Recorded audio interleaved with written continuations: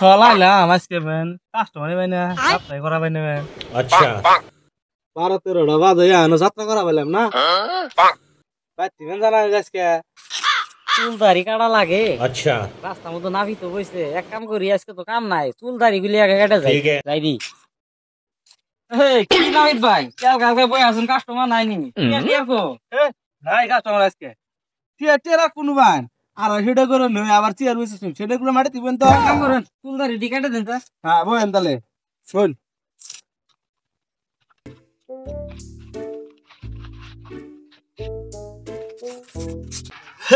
ভাই কাম সাম তো সব শেষই হইলো মানে শেষ করে দেবো নি এক কাম করেন